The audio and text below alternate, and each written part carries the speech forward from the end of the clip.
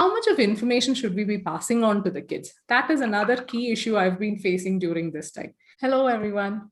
Welcome back to my channel. Continuing our conversation with Sonal Singh, life coach, parenting expert, ADHD specialist, and the CEO of an NGO that fights for the dignity of women and migrant workers. Today, let's discuss about how we can continue to make sure that we and our children get through these difficult times with as little emotional damage as possible.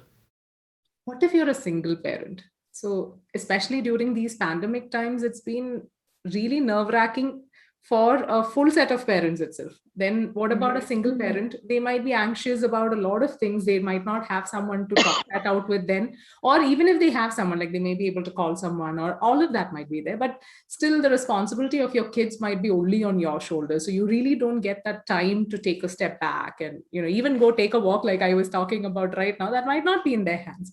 Then what can they do to help themselves? How can they get through this? Great question. I'm a single parent myself, and I know firsthand how difficult it can be, and it has been during this time.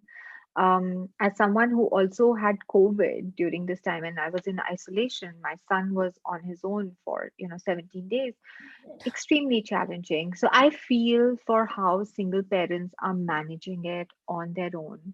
Um, and my first suggestion would be that put your oxygen mask first before you put it on anybody. Because if you are not able to breathe and take care of yourself, or just, like I said, breathe, you're not going to be in a place to take care of your child. So, making sure that in your day and in your life, you are actually really working at planning things. So, that is a single parent's first very important weapon. Planning, planning, planning. So, planning your day, planning your week, planning the weekend, knowing what your child is going to do. And if the child is old enough, having him or her be involved in planning those days, routines, structures, activities, all of that, so that they are also aware and you are also aware what is to come.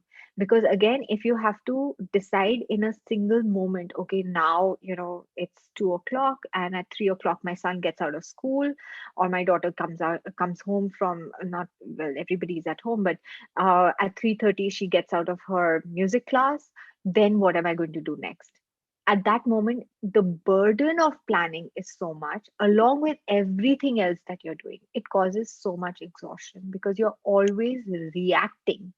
But when you have planned before, you are actually responding because you already know what is to come. And then the burden of that, minute to minute decisions is not on you. It's the decisions that are so exhausting to take single handedly, especially if there's nobody else to support you, right? The second thing is, along with planning that comes is, so you've planned for your child, you've planned for yourself, and making sure that you've planned for your basic necessities. So making sure that you know how your meals are going to happen, if you have someone to help you, if on the weekend you need to cook for the next 3 days and 4 days, that is totally fine. Cook and put things in the freezer. Do things that help you manage your life a lot easier, so that on a particular day you're not last minute running from one point to the next point to figure out, now what do I have to do? That is very key. And the third thing is, and I know this is extremely hard as a single parent, but taking that time to do your own self care. And what does self care look like for a single parent? It can be as simple as having a cup of coffee quietly for 5 minutes, right? So that is something you could do in the morning, but it is intentional. Most of us are so caught up in all of the things that we are doing that we don't take out that time for us, and we feel guilty taking out that time. Like, okay, instead I could be sitting with my son or my daughter, I could be doing ABC thing, I have my work commitment, I could be working on that. So there are all these different guilts, right? But imagine if you're so overburdened, are you really going to be able to give your best? Or if not your best, forget best is maybe asking for too much at some points, right? Even a better version of yourself to whoever needs you. So taking that time for yourself, even if it's those 5 minutes, and then coming back, you will be much more relaxed, much more calm, and in a much better place to actually be present with your child or be present with your work. Right. I think those are brilliant thoughts. Actually, to add to that, I think along with the planning for the day-to-day stuff that you were saying, so we were talking about how being a single parent, you can still function during these difficult times. But I think one key thing that I wanted to point out over here is I remember when the second wave was at its worst, I got through one of these WhatsApp groups, I think, but it was something forwarded by a friend of mine, and I went through this document that somebody had prepared. The person who had prepared it was someone who was working as part of the voluntary effort to place people in hospitals and isolation centers, whoever was having COVID, and she was going through a really tough time because of that, because there are a lot of heartbreaking stories where you try for someone and it doesn't happen, and then that person passes away and all of that. But because of one of the really bad cases that she went through, she had put together a document which basically forced a parent to sit down and think, what would you do with your children if, for some reason, either you're taken to the hospital or you're in an isolation center, or God forbid, you die? What happens? So, and even the fact about what happens if you have to go away from them for a few days. So even though I have my husband and it's just the two of us with the kids here, so I don't have, like, my parents and my in-laws and all are back in Kerala. So till COVID hit, you always had this surety that if something happens to you, my brother stays close by, so they are there. Then my parents are just a night away by road.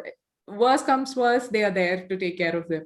But now that's not the situation. The number of people you can reach out to has drastically reduced, and the situation is such that you might have to go away at a moment's notice, God knows.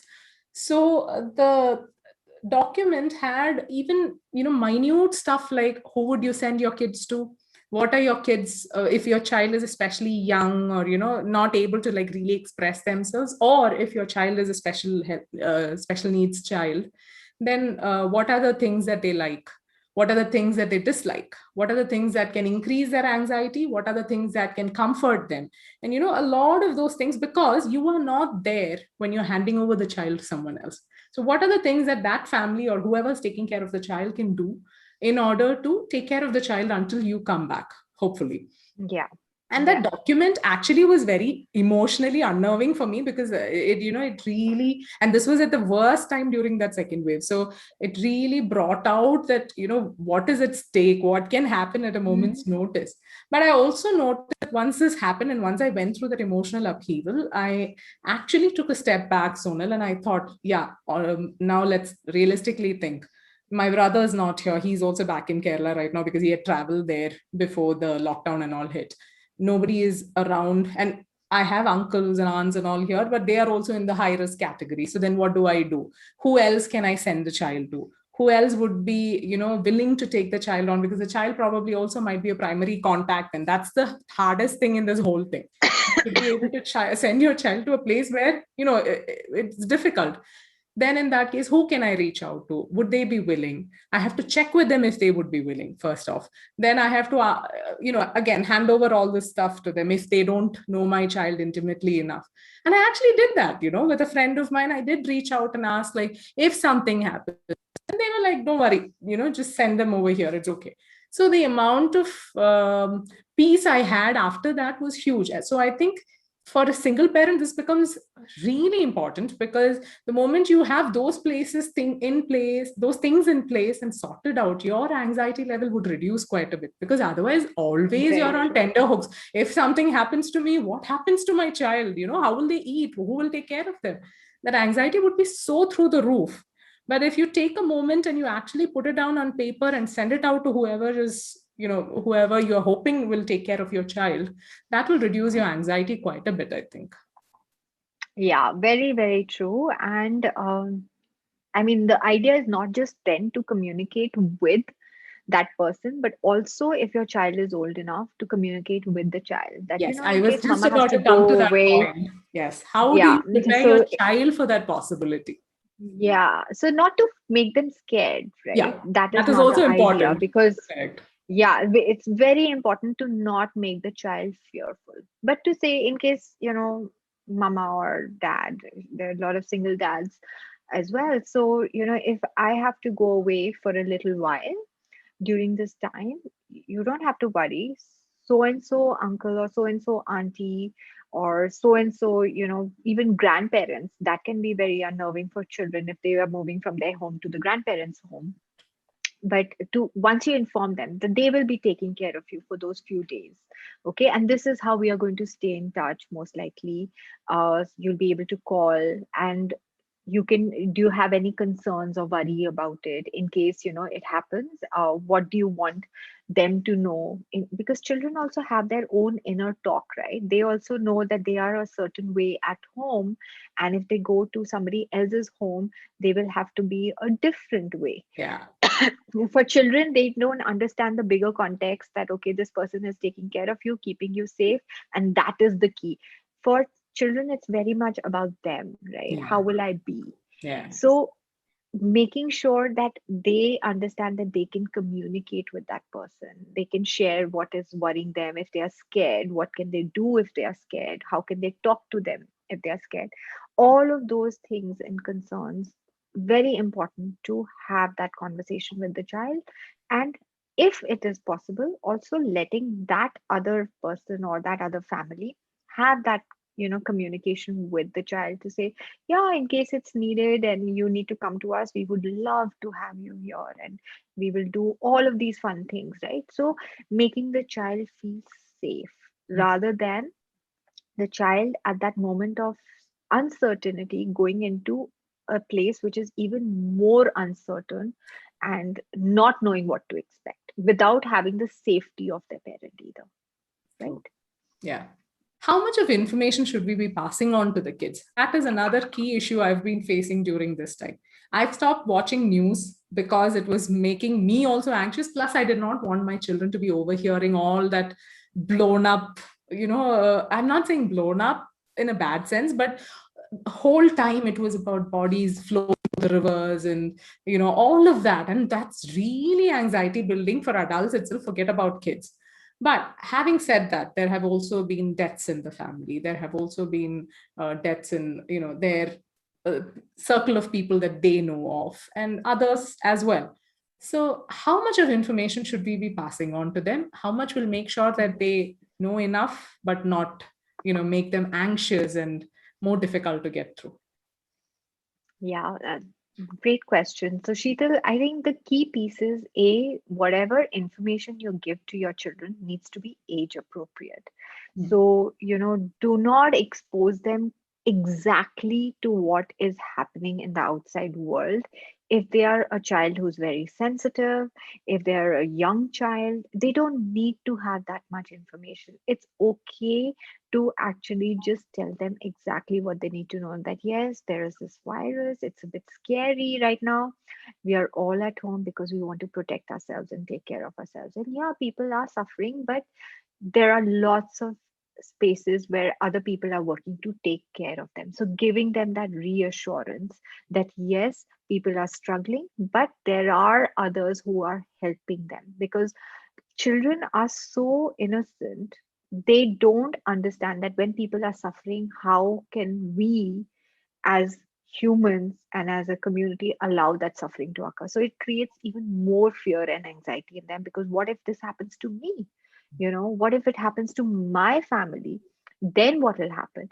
So giving them just about enough information where it's not going to be overwhelming for them. That is very key, and it has to be age appropriate, is my second point. So, just little snippets of information. And the third is, many times we are not watching the news and we are consuming it on our phones. That is fine. But what we don't realize is we are having those conversations with other people, Yeah.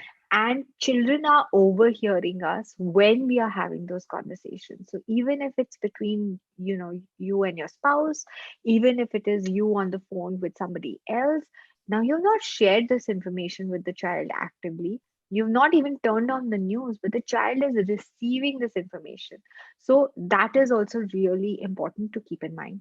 The third scenario is where children are a little older, right? Your tweens and teens, they have full access to the internet and they're pretty much on their own in terms of what they can consume. Then it's very important again to keep those channels of communication going and being honest. Yeah, things are really scary out there, and it makes me feel nervous too. And I wonder what can we do to, manage that fear or the worry or all of those things. So modeling it for your child at that point about how to handle those difficult feelings, because your teens and tweens are going to be able to observe very clearly our from their own actions on what is going on outside, and you cannot always stop them, right?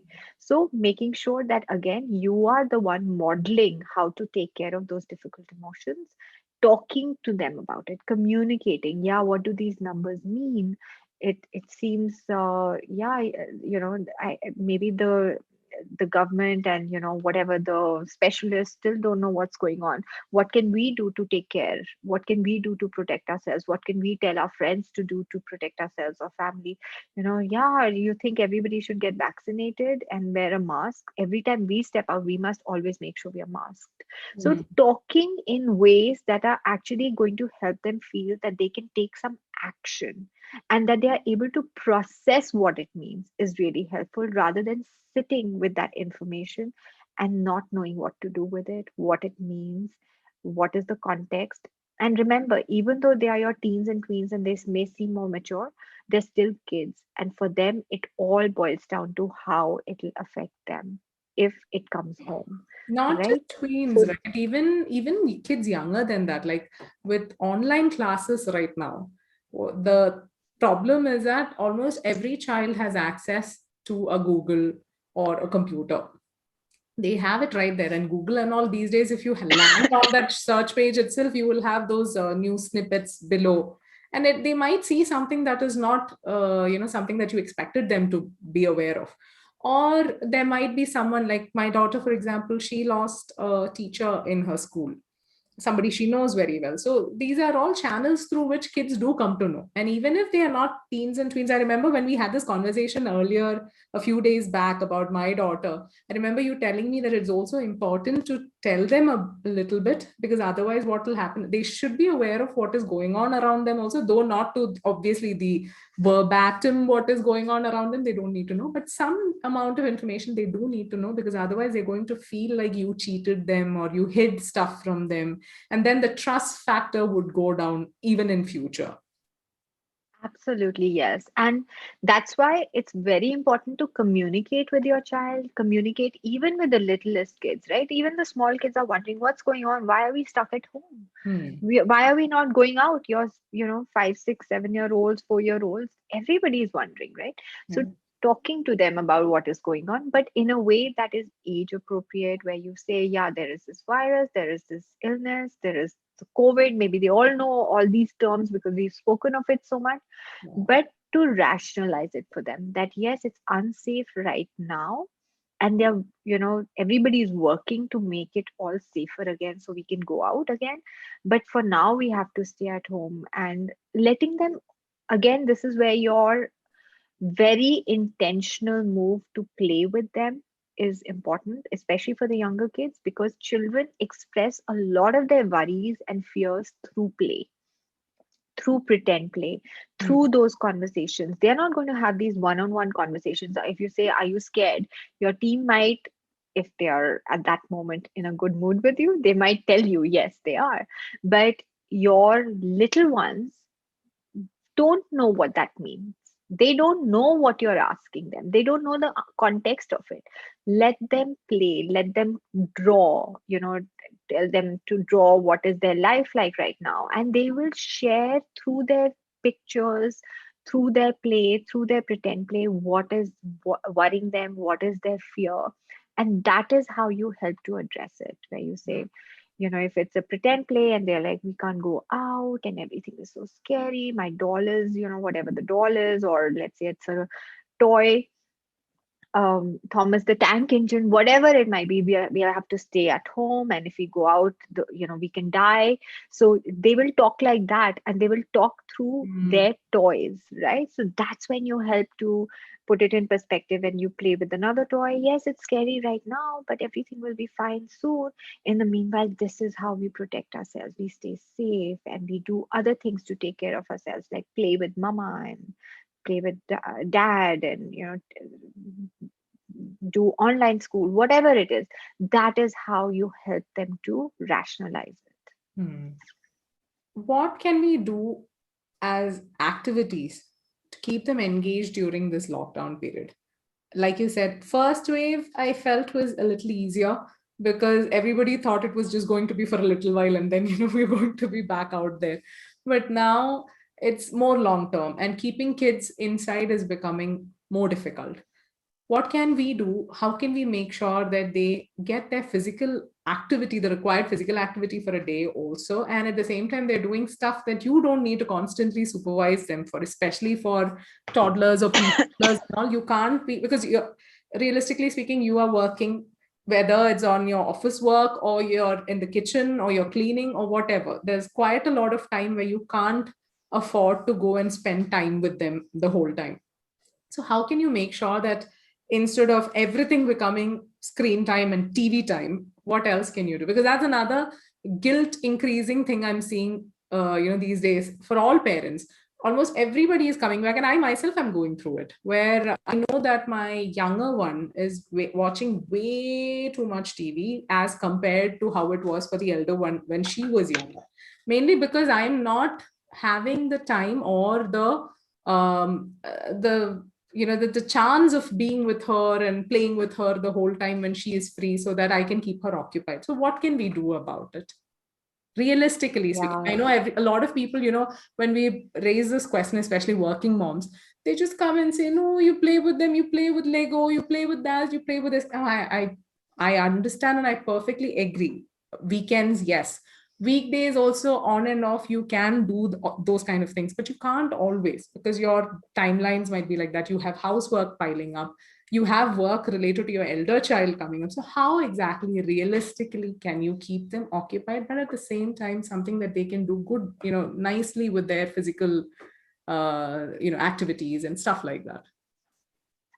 So again, this goes back to planning. Hmm. Planning is your best friend Hmm. as a parent, and planning occurs in these, in different ways. So the first thing is, supposing it is, you and your husband at home, or let's say you have any other adults at home. So, or if your child is a little bit older and you have a younger one at home. Okay. So planning for the next day and the next 1 or 2 days, whatever it might be, but especially planning for the next day, as partners, as a couple, come together and understand what does your day look like the next day, and understand when are either of you in non-negotiable activities. So let's assume you are from 11 to 1 or 11 to 12 in a place where you cannot be disturbed. You have to be completely focused at that time on what you need to do. Can your spouse plan his day in such a way that that is the time he is more available to the child than at the and then the rest of the day might be, right? So in this way you plan between each other, when are each of you in non-negotiable activities and when are you in activities where you can pay some amount of attention to the child. Now what happens then? And this so I'll share how even single parents can navigate this. Now, before that, on the weekend, sit down and make a list of some 30 to 40 different activities that you can involve your child in. Those activities can range from taking bindis and putting them on, books or on toys or on like sticker, like doing these sticker activities. It can be some sort of coloring, it can be blocks, it can be magna tiles, it can be your vegetables of pretend play, it can be water play, it can be just a whole range of things, and you will find ample of these activities on the internet, right? Just like look for whatever is there and make sure that you plan for it on the weekend. Now, after that, what happens next is that we have to understand that play is comprised of different ways that you can actually be engaged in. So there is digital play, which many of our kids are doing, which is screens, right? But there is also a lot of play which is creative play. The creative play might be something like Legos. The creative play might be something like, your drawing, coloring, or making forts, right? We've forgotten that our kids can actually take all the, you set aside pillows and you set aside some blankets or some sheets or whatever you want, and give them the space to make that, create a little cozy corner, get inside it and spend time with their toys, whatever, their dolls or bunnies or bears or whatever, teddy bears, etc., and sitting in that little space and playing in there. You will be surprised once you start putting these ideas together. You will be able to organize that through the day. This is the time I'm going to carve out for my child to do these sorts of activities, and this is the time I'm going to have the child do, like, let's say, so I've done creative play, now I'm going to do some sort of social play. The social play might be again that instead of the child playing independently with Legos, uh, my daughter and the younger one have to sit and play, and they have to build together. So this is the time that I'm allocating, this half an hour or 45 minutes or 1 hour is both of them sitting and doing it together. I might have to oversee, where I might have to say, okay, so and so, be nice to each other, or okay, why don't you try it like this? All of those things might occur, but I am not actively sitting and doing it myself. Mm. Okay, so this is the thing, planning this different ways that you can actually, or planning the different groups of activities that you can have the child be involved in throughout the day. The second very important piece to this is knowing what those activities are and having those materials ready with you. Mm. So you cannot say, like, let's say you are going into a meeting, and the meeting is where you are not completely, like, it's not a non-negotiable meeting where you're not completely, unavailable. You might be available, but you still need to be paying attention and, focusing there to a large extent. Mm. And then the child is coming and asking you for snacks, and the child is coming and asking you, now what should I do next? I'm so bored, or mama, help me, come and play with me, whatever those things are happening. At that time, you want to make sure you have your, activities wherever they are, like that whole area near you, where you just say, okay, this is what we decided, here is your next thing to do, and go do it. This Mm. is especially if it's a younger child. If Younger it's a little older child, then you tell them that, okay, before you get into your meeting, that Yeah. we already decided that these were the things, so you go ahead and you find your fun. Okay, so this is the way, making sure that your things are ready. So if you want them to play with bindis, and don't be so worried, okay, they're going to put bindis on my wall and my wall is going to get sticky, don't worry about it, the wall can be cleaned. Your point is to let them have fun, and let them be occupied in a way that is constructive, and that is constructive to be creative, taking the bindis and figuring out what to do. Yeah, you don't want them necessarily, with crayons on your wall. So if they are, kids who are that young, maybe you want to put big sheets of paper and stick them to your wall, Mm. and letting them at it on the wall. It's okay, like, it's on the sheets of paper, they're not going to do it forever. Mm. They're only going to do it when they're young. So, making those sorts of adaptations, you're at home, you can do it. Nobody's coming home right now, right? So, do that kind of planning.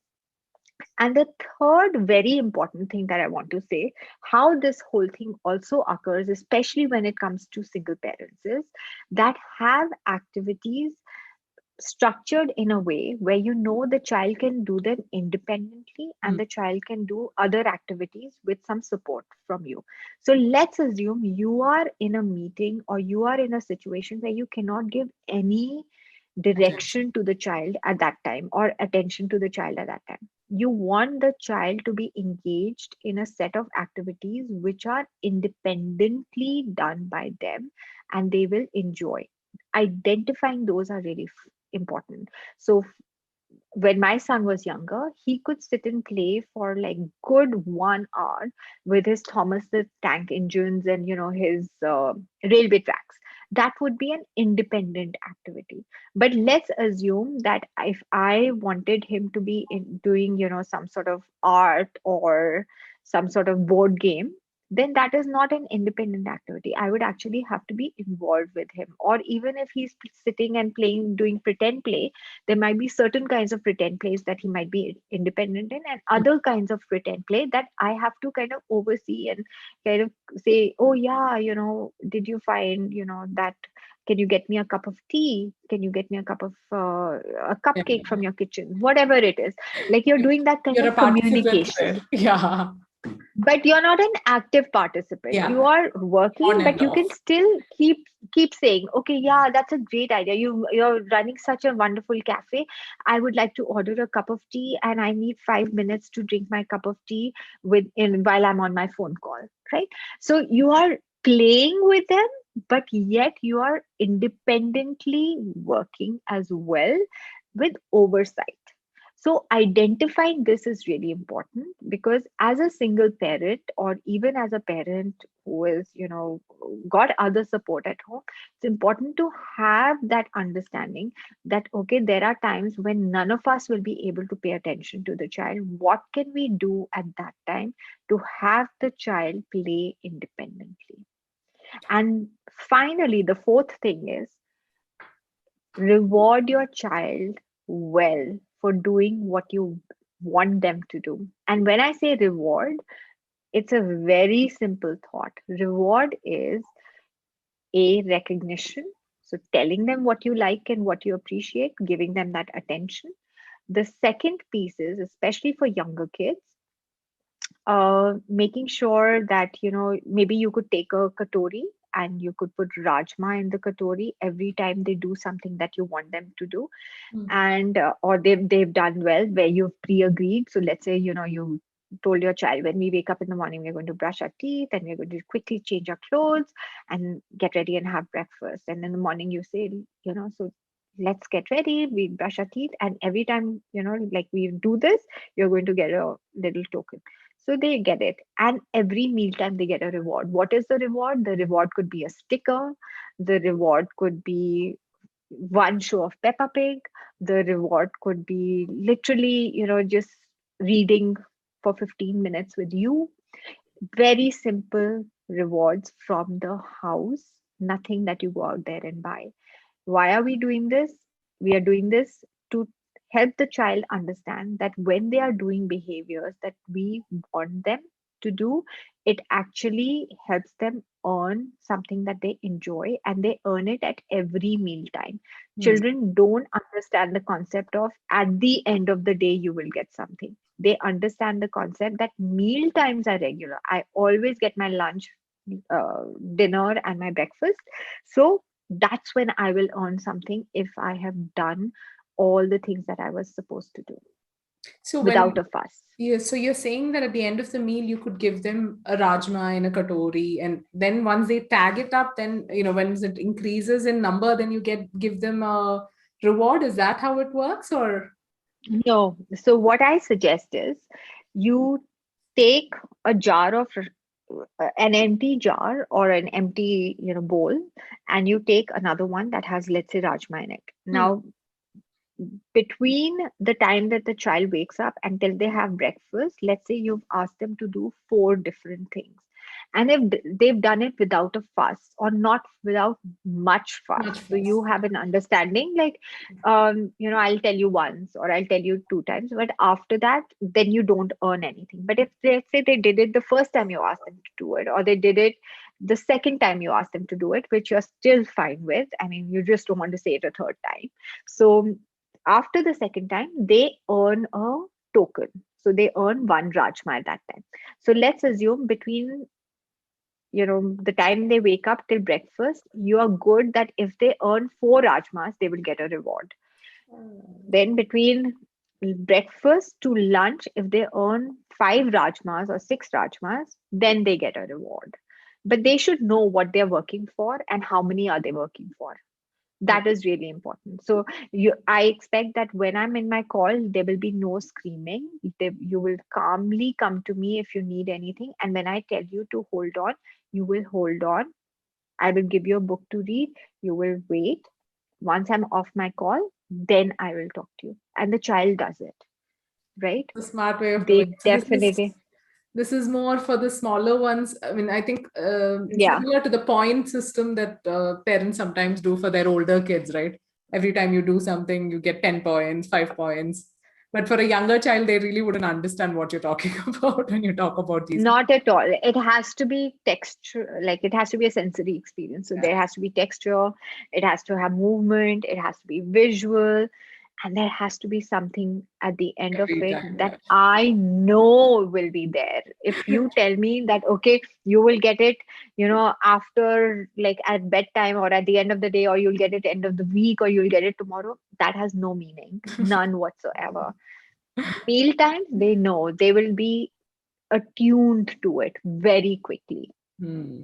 very quickly. I should try this out. So, uh, I'm struggling for yeah, things to do with my younger one. yeah.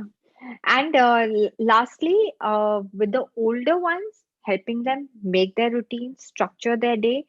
Um, and again, it needs to have their schoolwork in it. It needs to have exercises in it. It needs to have chores at home in it. So making sure that you're getting them to do certain things at home. So dusting or filling water bottles, whatever it be, like making sure that you're having them participate in the house in some way.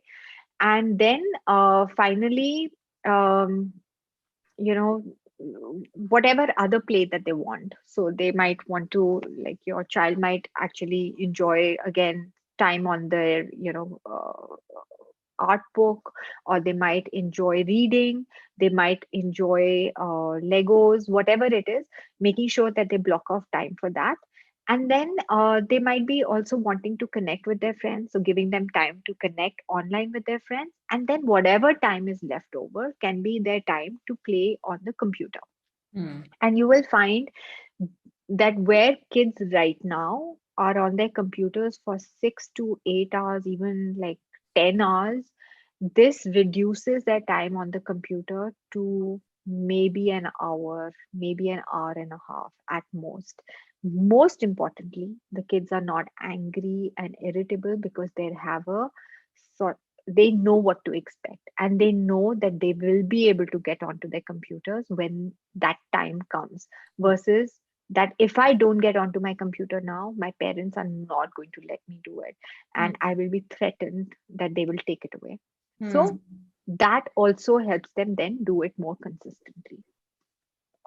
That's good because now, right now, the way the situation is going, it's like online time with your computers, then your TV time, then your, I don't know, phone, mobile time, or online calls with your families. Everything is screen, right? Even exercise for that matter. So I was telling my daughter last day, like you are sitting around a little too much as compared to earlier because she's always been a very active child. So I said, we need to do something about it. Next day morning, she puts on YouTube videos for workout and she starts working out. I'm like, okay, another hour of screen time. So at that point, don't look at it as screen time. If Right. she's working out, that's totally fine. Hmm. If the children are interacting with other people online, that's totally fine. These are ways of connection. Hmm. And in this environment, it's okay to make connections in that way. So if they're spending an hour, hour and a half, 2 hours talking and chatting with their friends, let that be. It's Hmm. okay. That is good screen time. Hmm. What you don't want is them just sitting and watching YouTube videos Hmm. aimlessly, Hmm. right? So endlessly, rather. So that is what you don't want. But if they are talking to people, it's okay. If they are exercising, so in fact, I would totally recommend, there are sites like Go Noodle and, all sorts of yoga for kids websites. And on YouTube, there are hundreds and thousands of different videos. Let them do it. In fact, do it with them if you can, but let them do it once a day for 30 minutes. Everybody needs to spend some time exercising and moving. True. And that is going to be again really helpful, and that is part of the structure and the routine. And if you have older kids who can take care of the younger ones, make sure that you're involving them. This is the time to show them how much you appreciate when they participate in helping and taking care of the child, and letting go of the perfection issue, that it has to be done exactly the way I want it, because it's okay if it is not. It's okay if there's a little mess created. It's okay if the younger one is wearing the t-shirt upside inside out, right? It's okay. All these things are very small and not at all important. Letting other people help in the way they can, including your children, that is what is important. And it's creating again a lot of skills for the older one as well, for the younger one as well, in terms of adaptability, flexibility, participating when things are getting hard, developing executive function skills like how do I plan and prioritize, how do I do the task at hand. All these skills are being developed. So go for it.